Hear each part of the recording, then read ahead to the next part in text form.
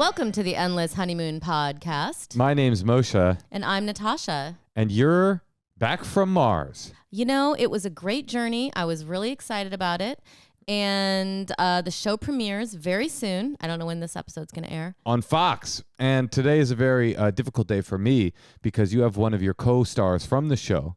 And it's somebody that I'm actually a fan of, but you're actually a friend of. And so it's hard for me to reconcile that.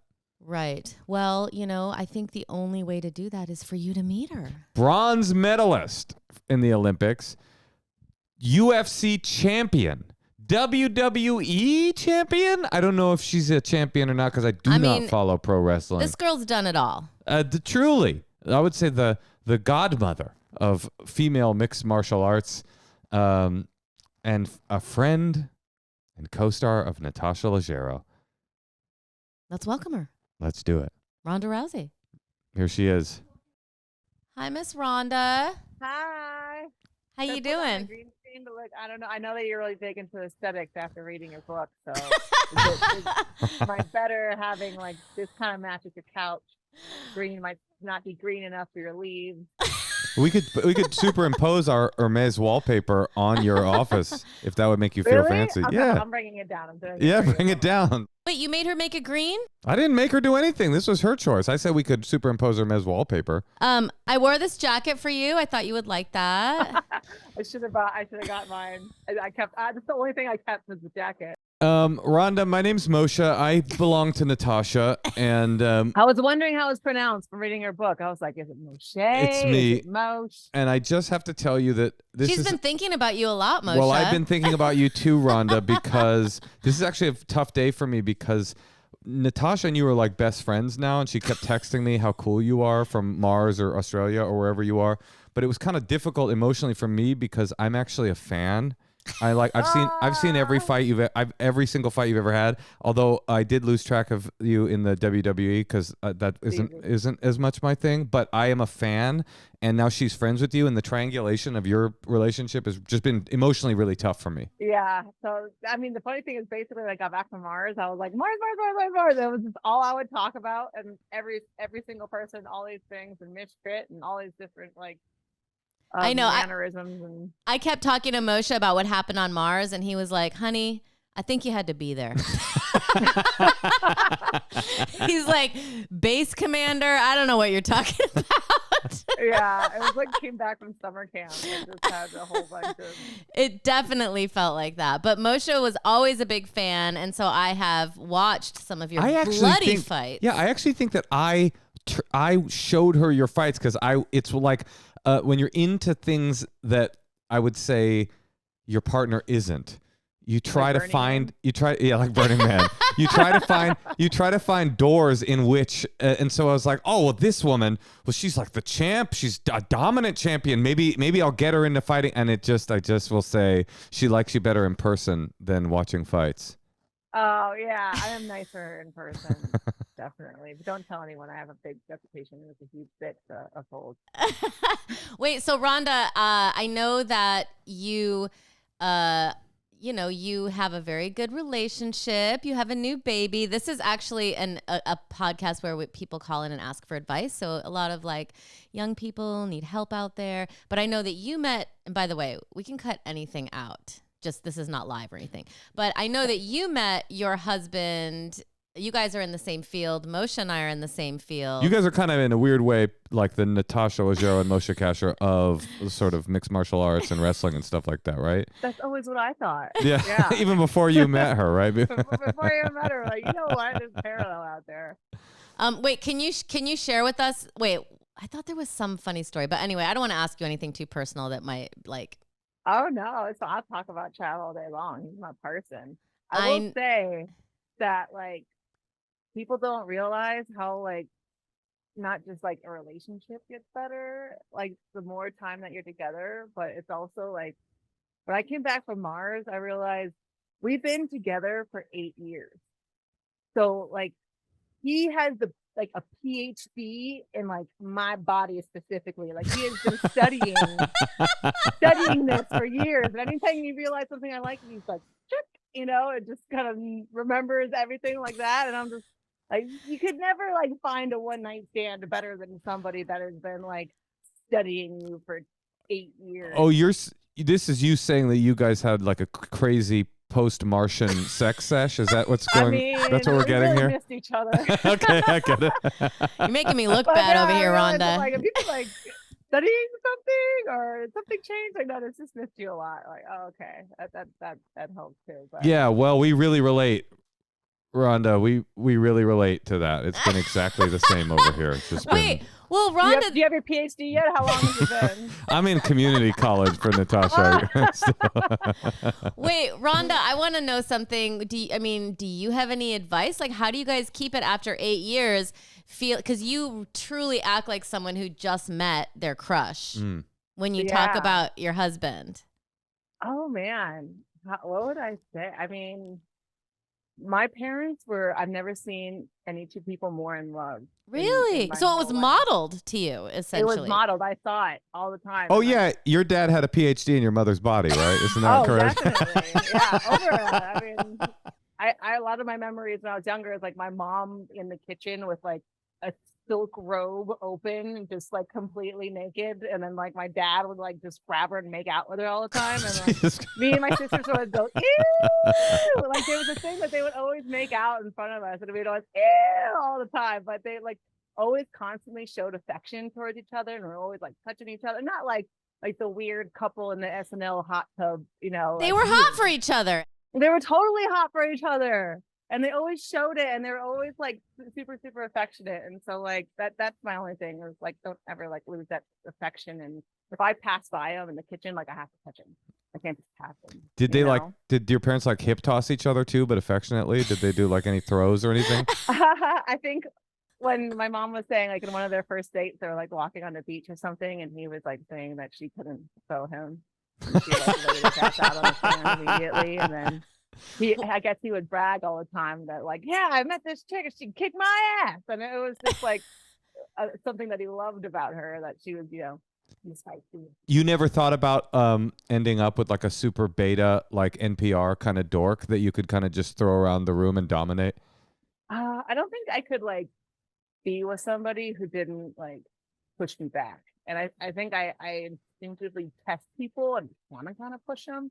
And Trav, if I push him and he like pushes me back, but in like the most sweet and in an endearing way. And he was like, "Oh, you think you could? No, no. But there's never like no, you can't talk to me like that. It was like, oh, you're so cute. You're talking to me like I'm something. No. We're going to be doing this now, And he turns everything around to something. Oh, that's adorable when you try to tough guy me, but we're going to get Italian tonight, something like that. Okay, I have a question, Rhonda. What is the most annoying thing he does? Like, doesn't he like make a mess in the kitchen? Therefore, you don't want to touch him when you're passing him in the kitchen? This doesn't feel like a question. It feels like a comment on our relationship, actually. I'm the messy one though. That's the problem. I'm the one. So he's cooking, he's cleaning, he's fucking you. He's kind of like taking care of business. Fucking you doctor style. I mean, let's just say I didn't marry him for his money, Definitely not. Wow, you really are the Natasha Leggero and Moshe Kasher of the fighting world. Well, man, think of something annoying. I think it's more of like baby related stuff. Just like take the child and like not taking the child as much as I would like, but I think like he's busy too. It's not like he's just ignoring her and she's like juggling knives or anything like that. I think like all the things that would be annoying, if I find them endearing, and maybe that's what love is in a way, because like he'll shave.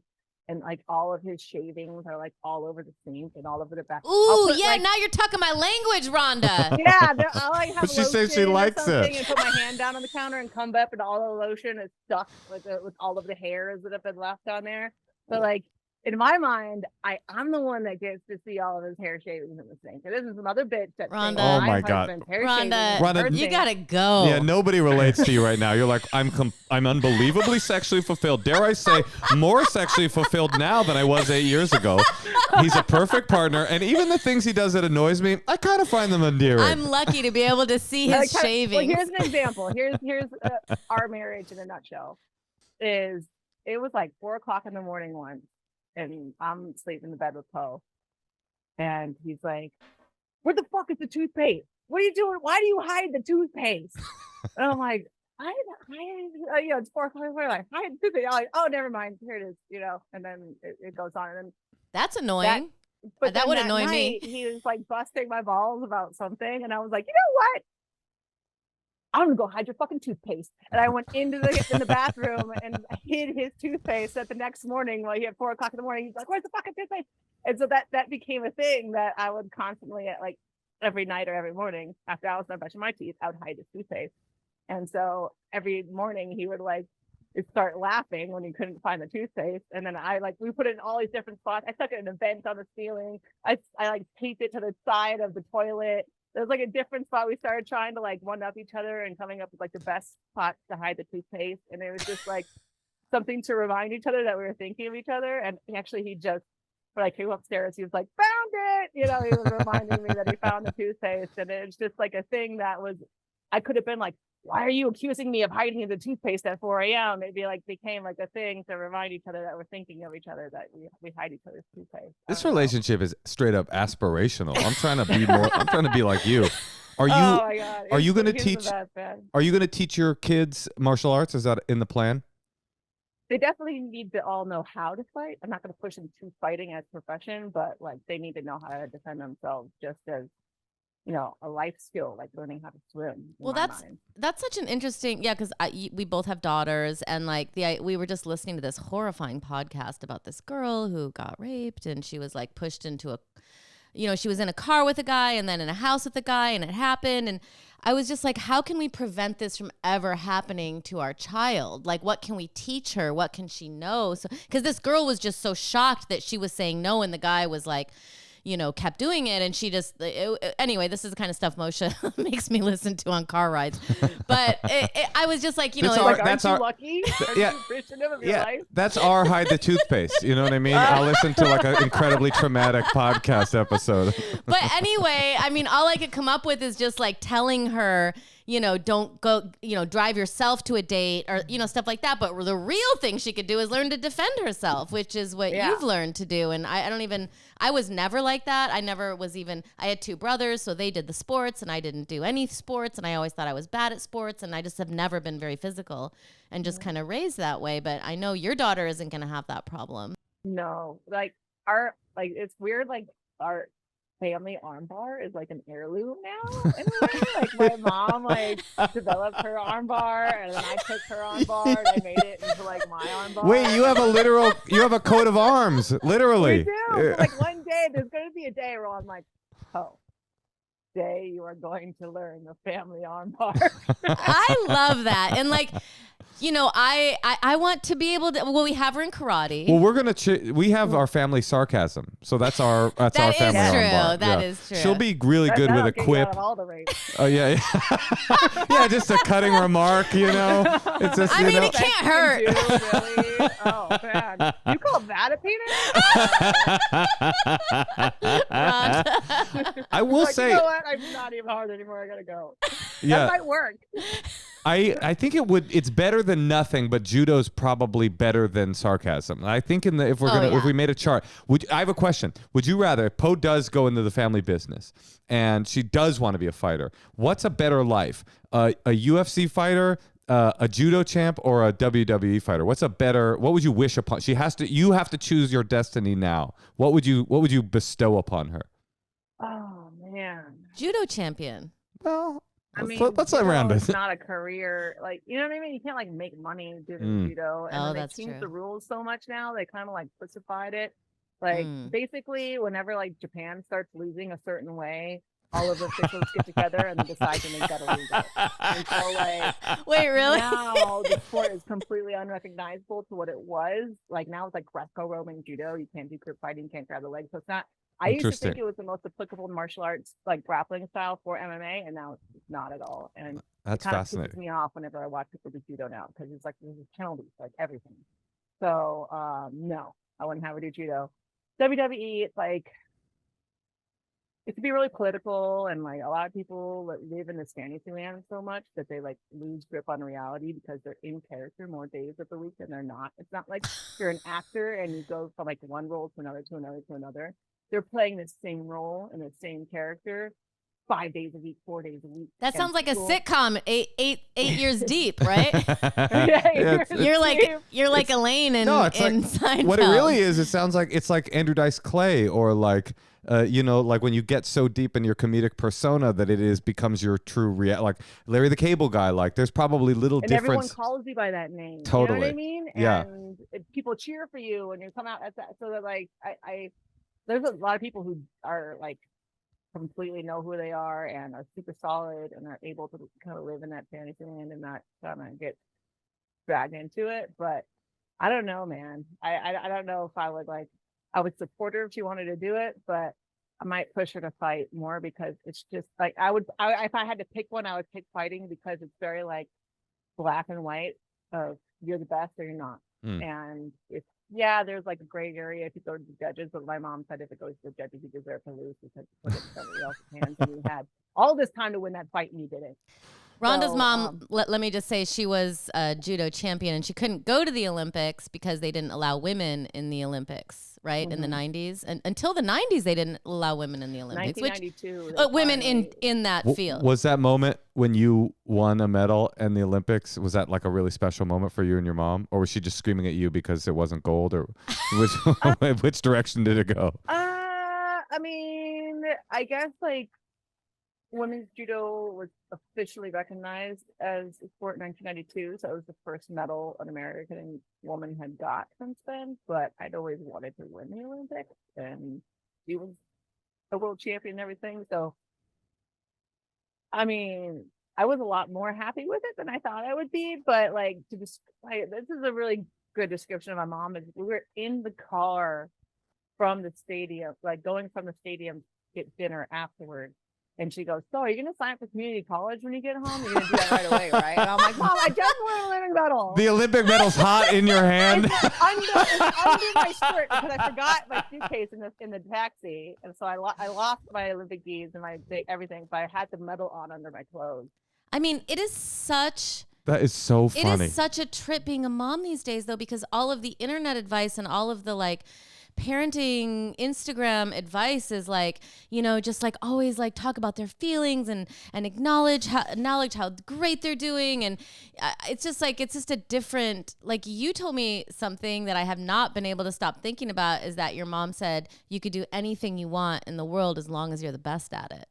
And I just imagine saying that to my daughter, but it clearly works because it worked. You got to be at the top 0.5% of what you do. So it's like, and my sisters too. All pick very, very different things to do, and they're all the most amazing at it that you could be.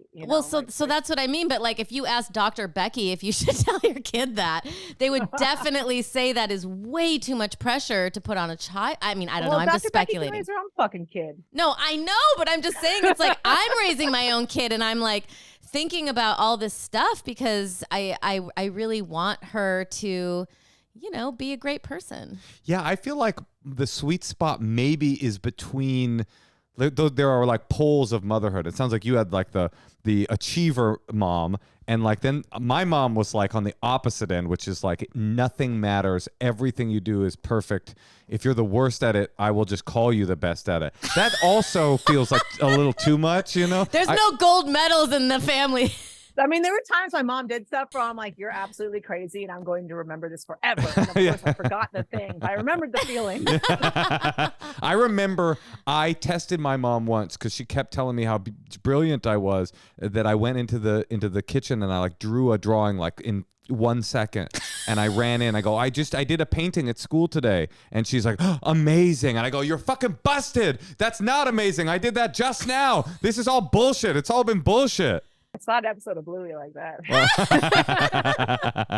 I'm living that Bluey life. Well, listen, it's the perfect episode. That was it. We don't want to take all of your advice for ourselves. Yeah. So, wait. By the way, though, just curiously, are you going to? Do you think that didn't have a negative effect on you? Like it didn't make you feel pressure when she's a champ. Expects. No, it made me feel like it was really strange. I had like a motor speech disorder growing up. I didn't speak in full sentences till I was like 5. I was really delayed.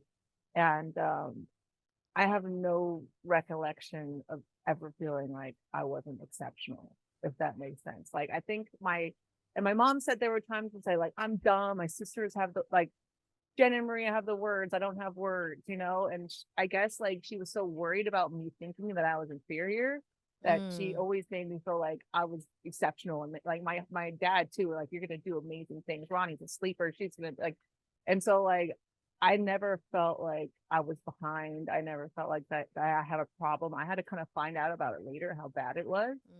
But no, that didn't put pressure on me. It was like every single thing that I did, I was like, I'm gonna be great at this. And I just expected that. Like when I started swimming at 6, I assumed I was gonna win the Olympics in swimming.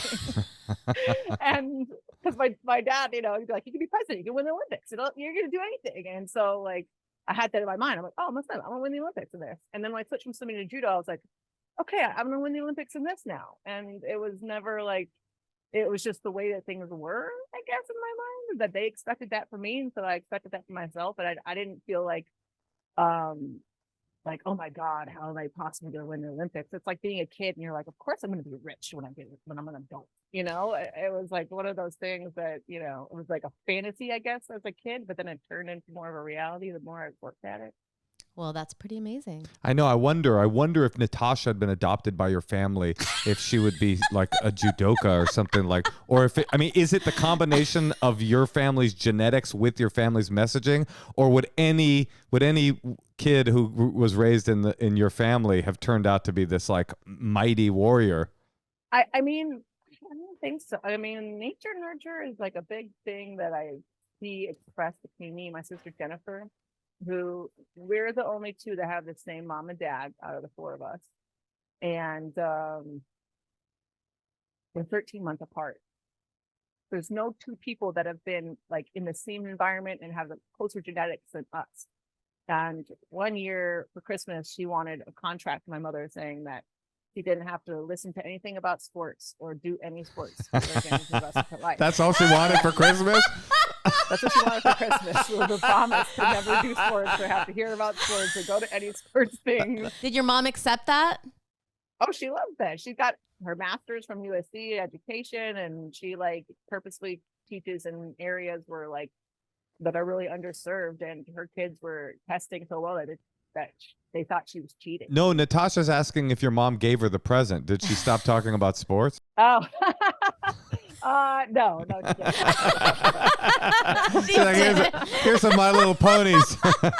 She didn't make her do any more sports though. She got her a piano, and she was like doing piano recitals and stuff like that. Well, I love whenever I hear about your mom. I think that I want to get some of that old school parenting into my life a little bit more. I'm feeling inspired to go put undue pressure on my child. I'm gonna wake her up right now. You haven't won the Olympics yet? Yeah. I'm gonna wake her up right now. We're gonna do some squats. I'm excited. She raised all of us different though. That's so interesting. Like what she did for Maria, who went to college of journalism and became an award-winning sports journalist within a couple of years of graduating.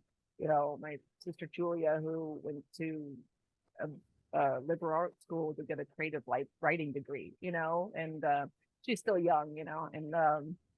But we're still supporting her in everything that she wants to do, and she's kind of like on her journey of self-discovery stage of life of just figuring out what she wants. And I think like my mom's really cool about being patient about that and figuring out what you want to do first, and not like pushing you to do something that you don't want to do just because you should be doing something, She's not like trying to make her be a dentist in the meantime. And that's so hard because, people really do look to us, for advice. And it's like, I have friends who are like, their kids are majoring in something because they saw someone on Instagram doing it. And they're just like, I guess this is my passion. And my mom would always tell me that. She was always like, I'm really envious of you because you have a passion. And I think that that's really the thing that is, the greatest gift is to like, not to sound too serious, but like to have something that you're excited about and that you want to do and that focuses you and that makes you get off your phone and whatever is like, hopefully it's something that makes the world better. Well, that's a great gift, a passion, but I would prefer if we had a Casher Leggero family armbar. That would be nice. Okay. So we're gonna call. So we've got these people waiting now. So we're gonna call. Are you ready to do a couple calls with us, Rhonda? I'm ready. I didn't know we were doing calls. So we're gonna, and you should be able to see them too. Okay, so we're gonna call. We basically just give them advice. They're gonna call in with a problem, and you just tell them to be the best at whatever they do. I think that is the message. My first time doing an advice podcast. I love this. Okay, so we're gonna call Cece in Washington D.C. Cece in D.C. So she's never heard that. Hopefully she needs. Well, you're good at love advice, but you're all. Well, I mean, I don't know. You just have like, I think that having a good relationship is. We have a good relationship. We do. Cece. I don't have my kimono down every time I fry you eggs. Natasha's. Me either. I have kids, unfortunately. I have to keep them tucked away. Hi, Cece. It's Natasha, Moshe, and our friend Ronda Rousey here. Hey guys, how's it going? Good. Great, Cece. Are you the Halloween person? I am the Halloween Why don't person. you Wait, go how ahead do you and know that? why don't you go ahead and get that off your chest before we start with Rhonda here? I just feel like it'll be a good icebreaker. You'll find out. Okay, Rhonda, I have been obsessed with you. Like when I was in college especially, and I went as you for Halloween one year. I was mistaken for you one time in a Walmart. Somebody thought I was you. So Thank you. Thanks for supporting. Yep. Her mom also said, be the best at whatever you do. And what she wanted to do was be like mistaken for you in a Walmart. And she's the best at that. So what's up, Cece? Okay. So basically I'm in my 20s. I live in like a big city. I'm like not to brag, but I'm like pretty happy. Like I feel like things are good. You just wanted to meet Ronda Rousey. Yeah, I'm hanging out with Ronda Rousey and Natasha and Moshe tonight. Like, come on. But I'm also like, I feel like experiencing those growing pains of like kind of shedding old friends. Always somebody to have like a big group of friends, tight with my family, but like noticing my circle getting smaller. So I'm curious if you guys have any advice, like as you go through these transition periods and you're kind of maybe being a little bit selfish but also like coming into yourself, like how do you hold on to like who you are and were, but also like becoming who you are and who you're going to be? Are you high? What's this question? Was the question more about like your shrinking social circle as you're getting older, like, and how to address that, or what is exactly the question? Yeah. I think like how to like not lose friends, like not be an asshole and like lose all these friends in your life. You need to work on your question. Seriously. Well, are you losing friends because you're an asshole, or are you just like falling out of touch over time? You know what I mean, as people drift apart.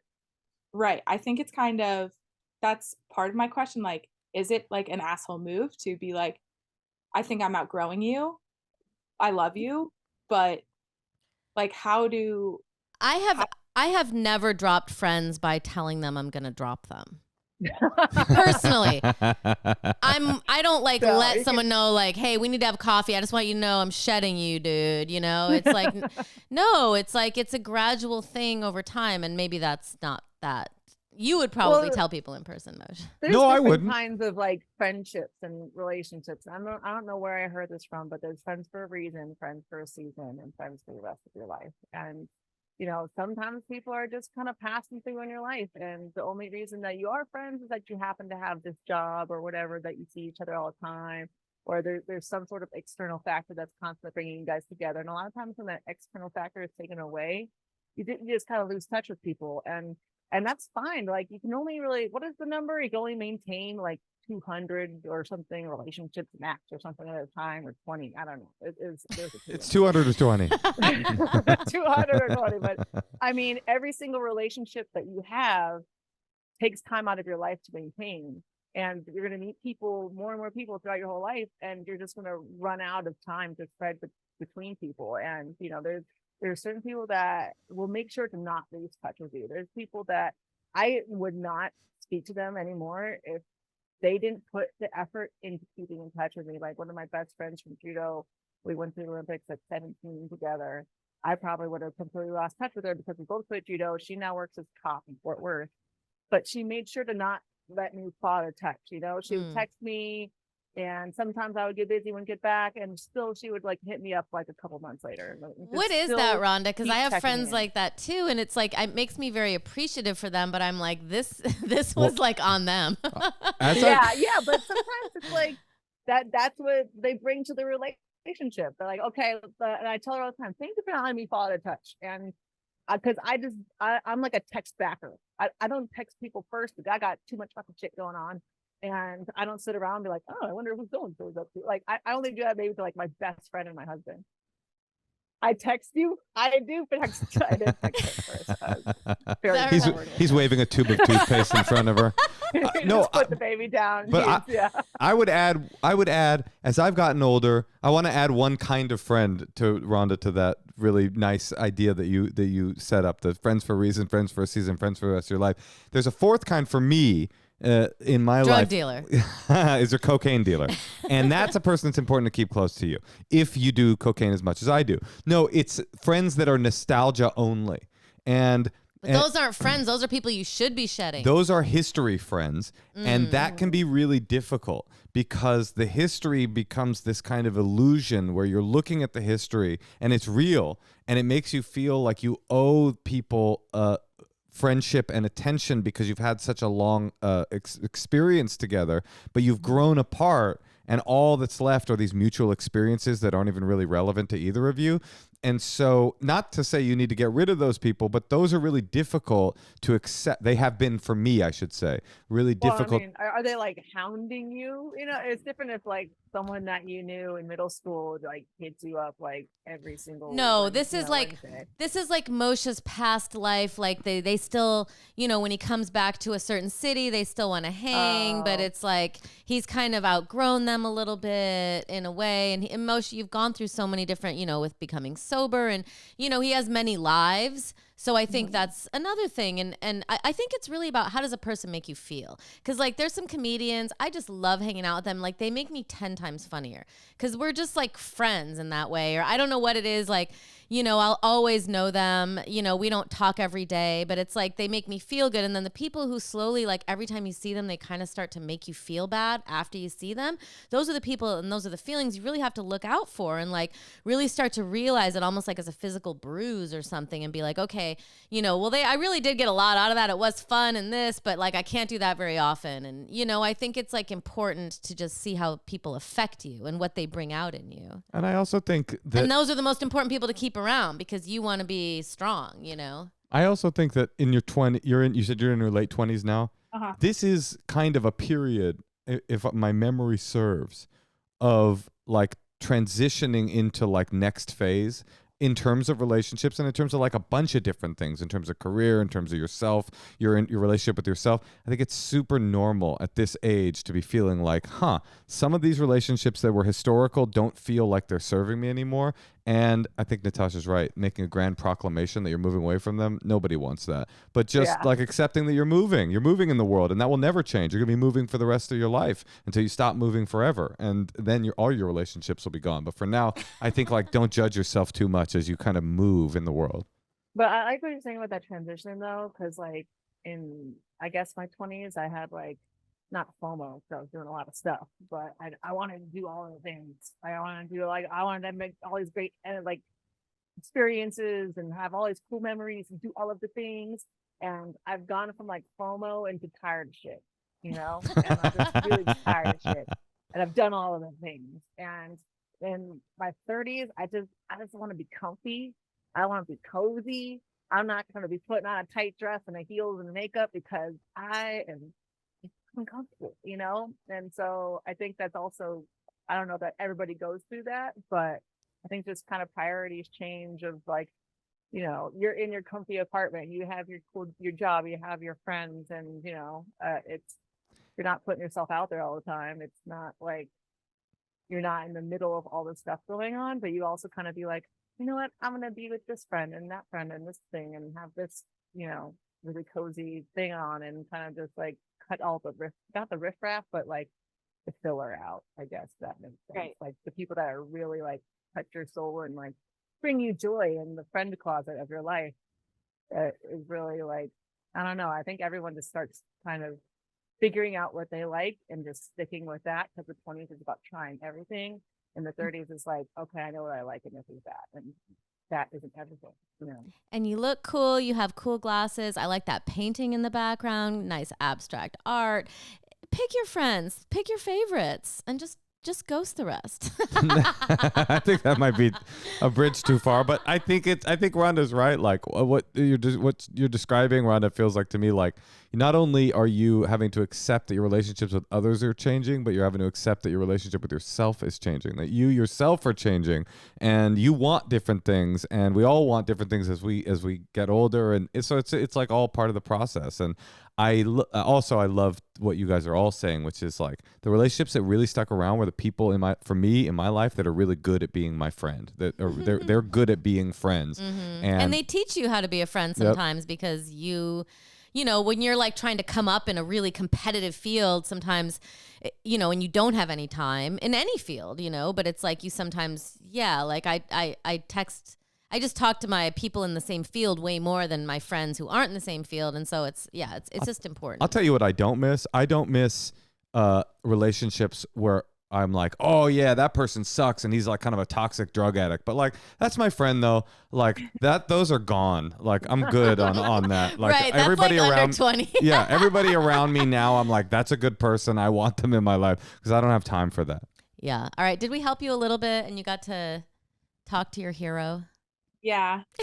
So got some help, got to talk to Rhonda. So thanks, you guys. Thank you. Okay. Well, good luck. Thank you. Good luck ghosting your friends.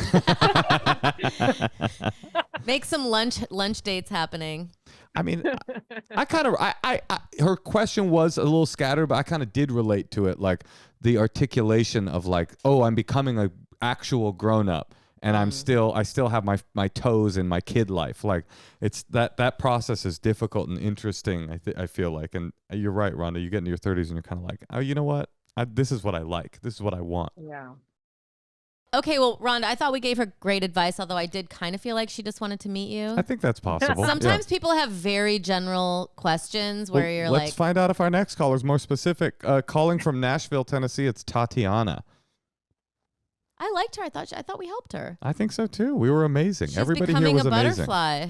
Hello. Tatiana. Hi, how are you? Hi. You look so cool. I mean, this is like, a David Lynch framing, like the cat in the... Is it a cat or a dog? Who even cares?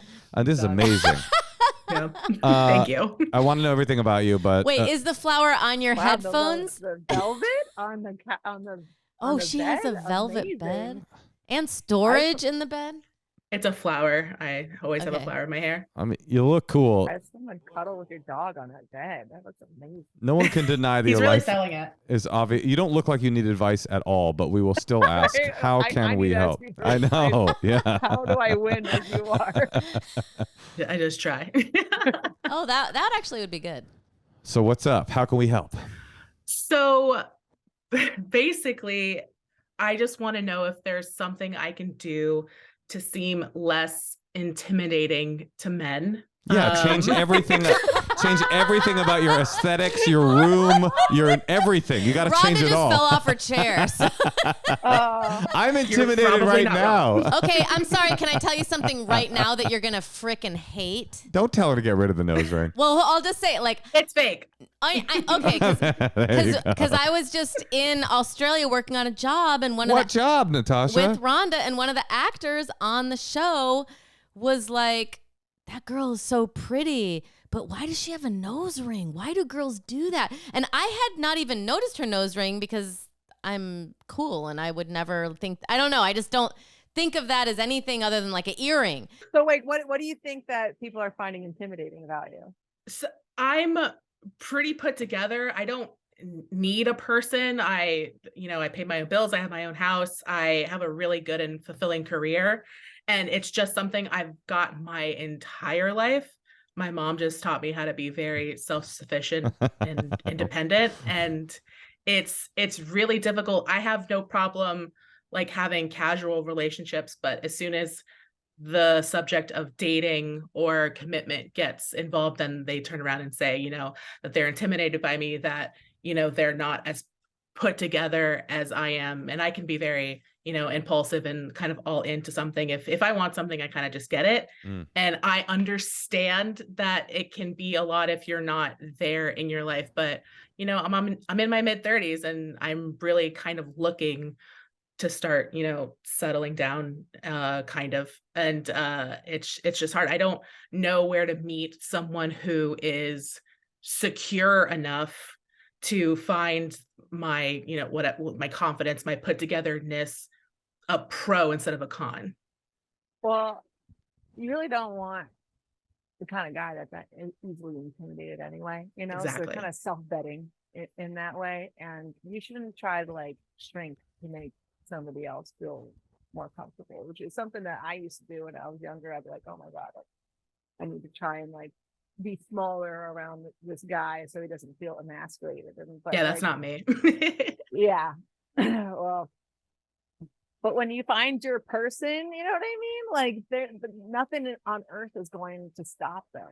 It's not like, oh my God, this person is just absolutely amazing, but she has her own apartment. You know what I mean? That's not going to be a deal breaker for anyone. It sounds like a real bullshit answer from these guys. And, good riddance. You don't want somebody that's easily intimidated by somebody that has their shit together. You don't want somebody that wants like somebody else that doesn't have their shit together and needs to be dependent on them so that they know that they won't use them is because of, outside factors other than them being worth staying with. And so, I keep being fucking awesome. And yeah, I mean, it's tough out there. I literally was at a point in my life where I'm like, I'm fucking amazing. What is going on here? Like, why isn't there a line out my door? And listen, even me at like the most craziest, like on the front, well, like on ESPN body and all of that stuff, being considered a sex symbol and all of these things. It was tough out there because of that reason, but it's also like you're not trying to date everybody. You're not trying to end up with everyone. You're trying to end up with your one person. And it's just like, keep being out there, keep meeting people, keep being open, and don't have like I never would hold past relationships against the next person. You know what I mean? Yeah. Like I would leave myself open to get fucked over because I didn't want to be callous and put that wall up, and I can handle getting fucked over. You know what I mean?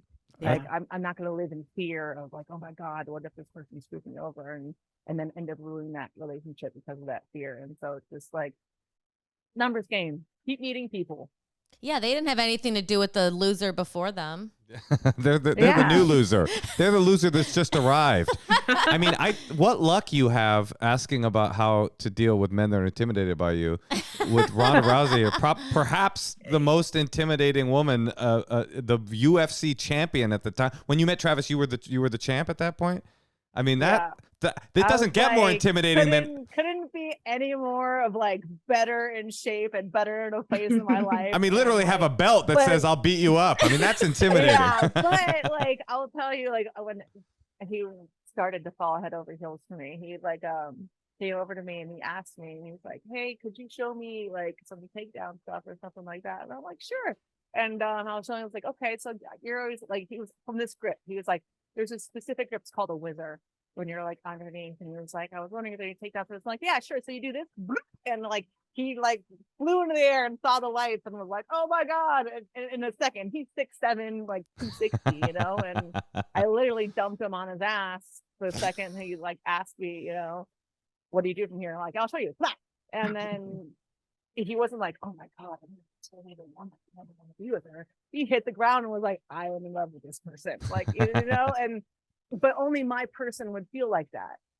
All the other billions of people would hit the ground and be like, she's a bitch, I'm out of here. But, you're not trying to be with everybody. And like, just keep being you and keep being awesome. And like, don't try to shrink or be less so that somebody else feels better about themselves, because like, you're a person, when they see that about you, they're going to love and respect that about you as well, and make them want to do more and not like feel like less of a man or something like that. Because if a woman has her shit together makes you feel like less than a man, you're probably not much of a man to begin with.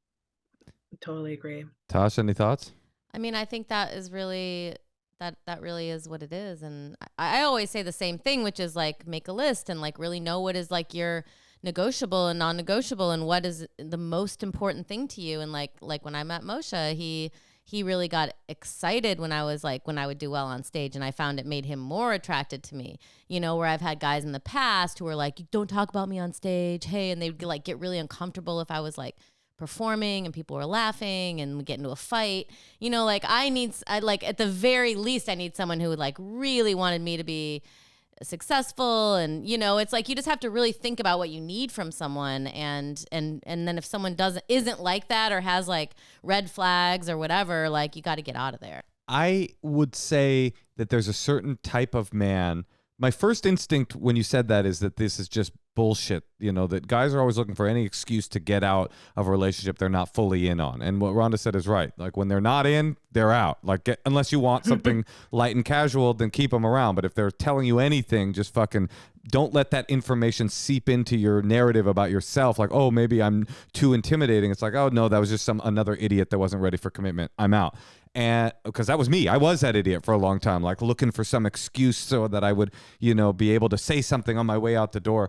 But like, there's a certain type of man who is turned on, but forget it's not turned on. It's like thrilled and excited by a successful, strong woman. It sounds like Travis is definitely that man. I definitely am. Like all I want is for Natasha to be infinitely more successful than me, and so far so good. But anyway.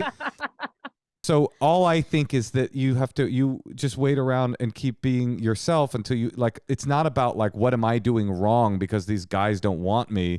It's like, just, you haven't met the right person yet. And I think Rhonda kind of basically said that. You just keep being I would take down the Nosferatu lighting in your bedroom just a little bit. But other than that, like, why would you ever change? If you change to find some guy, then you didn't find the right guy. You found some guy that's dating the person that you're pretending to be. So what's the point? I mean, just be you and they'll come. They will come. All right. Well, did we help you a little bit, honey? You did. Thank you so much. I love all of you. All right. We love you too. You're lovable yourself. But you're a little bit. There's a little bit too much. Well, you're a little much. Just a little successful. It's like it's a little much for me to deal with. No, I mean, there's a guy out there that's going to be like, "You got your own house? Fucking, that's amazing. I love it. You're such a success. Okay. I want to draft on that success." And when you go to a bar, if you can get 20% more. No, I guess I shouldn't say that. Go ahead. What? 20% more of the pool because they don't like nose rings. I feel like there is nothing about the nose ring. I'm not committed Natasha. to it. No, I'm saying Your allergies act up. Take out your nose ring. no, but sometimes like my friend, he was like women, or he was telling me men didn't like bangs, and I was like, what? And like he's like, seriously, men don't like bangs. And I just think there's certain things that men. That is just not true. I'm just saying, if you're gonna be a hetero, you gotta know that guys have these weird. No. Men like bangs. They like nose rings. It's just that you have to find the ones that like what you are. You're right. You're right. Because you don't want to be with someone who isn't into your style. The only thing I thought was, if it's enough men in a row saying this to you, it's interesting because the message you're getting is, oh, I should change. And maybe there is something that you should change, but it's not about you. It's about maybe it's about the men you're picking. Why are you picking so many men in a row that aren't ready for the flavor that you're cooking? You know, maybe you should be looking deeper into the guys that you allow into your life and say, what is it with me that I'm dating people that aren't ready for the commitment that I can bring to the table? That's just maybe. I don't know. No, I think that's exactly right. I think you nailed it.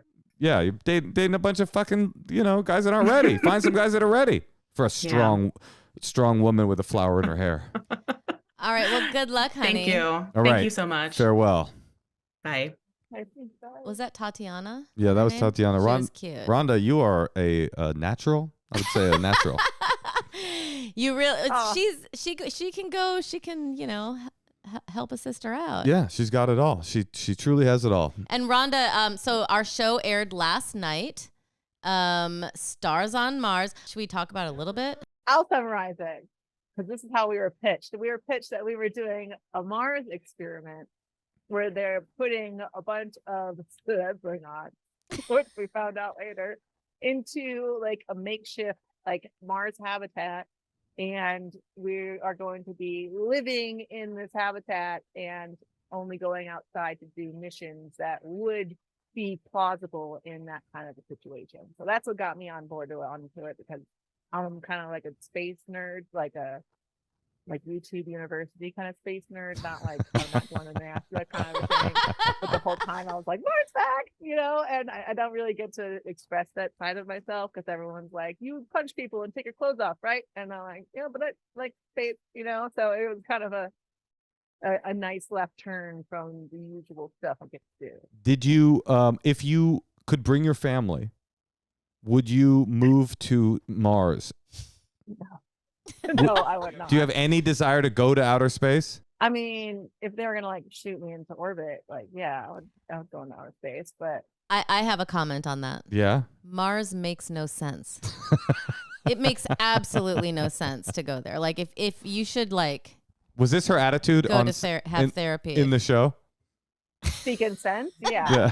She would speak a lot of sense in a nonsensical little world. Would you do it? No, honey, I would not go to Mars. But I would watch our show on Fox. Natasha straight Fridays. You want to see why she wouldn't want to go to Mars? Or maybe Watch it's Stars on Mondays. Mars and see why she didn't like it. I mean, Natasha straight up had the time of her life. She kept texting me honestly, she was texting me how awesome you were. Well, I knew that you knew who Ronda was. And she just felt like, just like you were saying, you came home to Travis, were saying all the Mars stuff. It felt like she had gotten enveloped into not like a straight up, I wouldn't say cult, but perhaps an army squadron of celebranauts. In fact, it was so immersive. Like the first night, I was really, that's like the word. Crying alone in like my little bunk, being like, "Oh my god, everyone could like I couldn't get in and out of the bunk without making a bunch of noise. I heard everybody else's noise.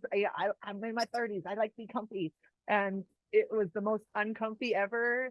And the last night I was there, I literally was like going to sleep with a smile on my face and like couldn't stop smiling. It's like, someone said it the first day that we were bonded by trauma after the first day, and we really like all clung to each other for comfort and support, and it like made everybody so close in such a short period of time. And I think like that was the part that I wasn't really expecting, I guess, and it like.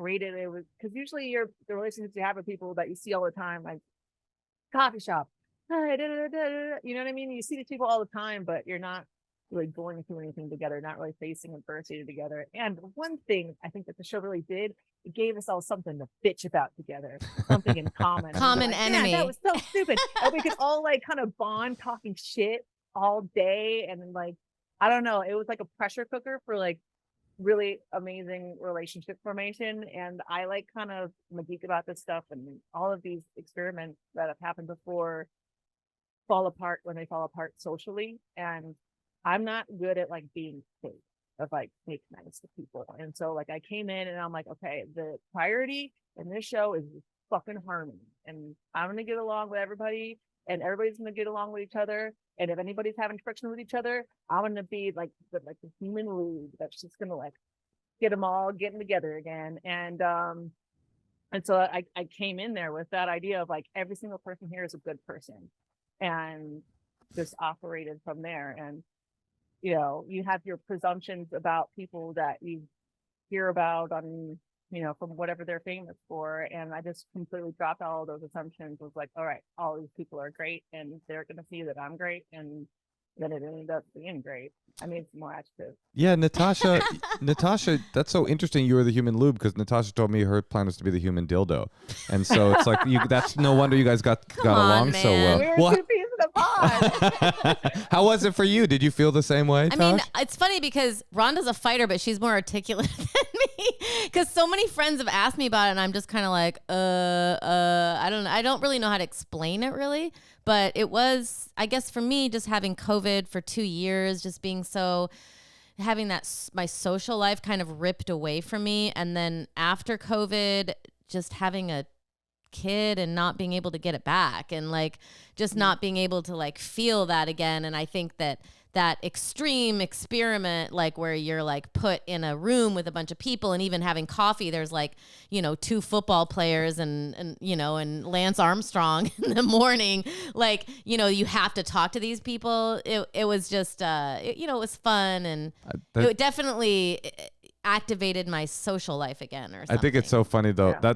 and I saw that from you, Natasha. I could feel that from you. But it is very funny to be like, after 2 years of COVID and lockdowns, I finally got my mojo back by being locked in a base with a bunch of people where we could only go outside if we were wearing a mask.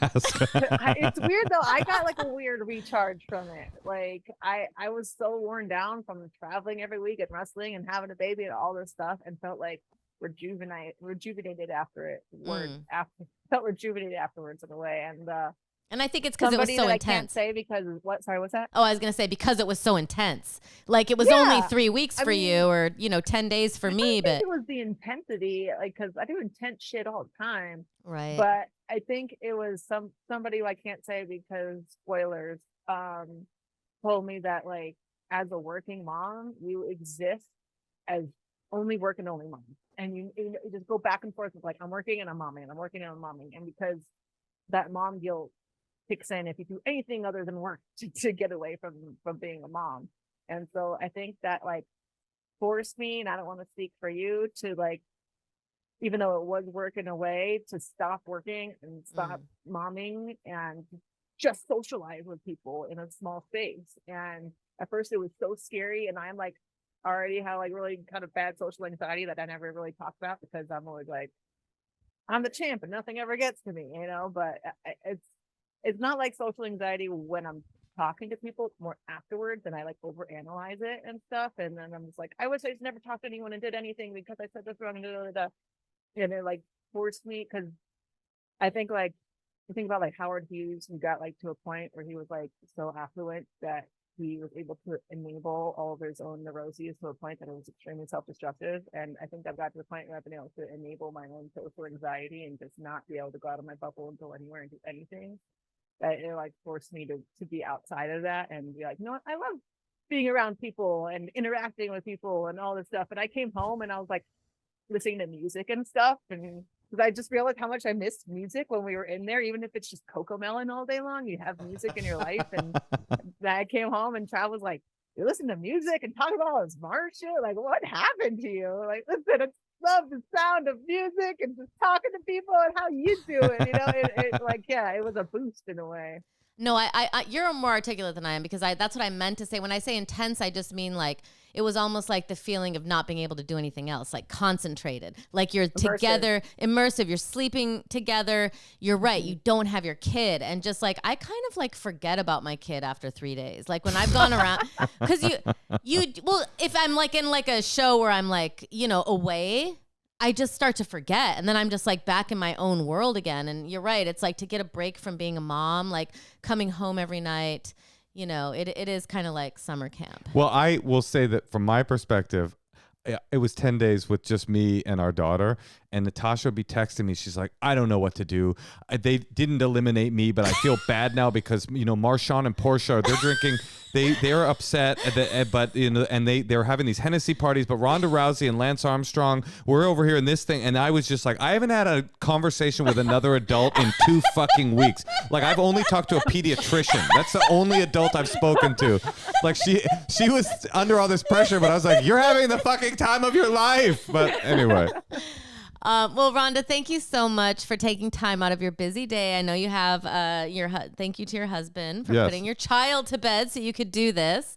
And I'll see you at the premiere party. Yeah. Oh yeah, I know. I'm wearing a Mars theme. You are? Yeah. Cute. I was like, it's Mars. I want to like do red, but it's like the god of like Thor and all this stuff, and like fire sign Aries. I don't know. Are we gonna meet the doctor tomorrow? Not Dr. Brown? Yeah, no, I was like Dr. DeMars. I'm thinking my mom. No, we're gonna meet the PhD himself. Oh no, you're meeting the PhD and Ronda Rousey. Watch Stars on Mars on Fox. It just aired, and it is the greatest thing you'll ever know. Must see TV. Indeed, Rhonda, thank you for joining us. Thank you guys so much. Bye. Okay, bye, hun.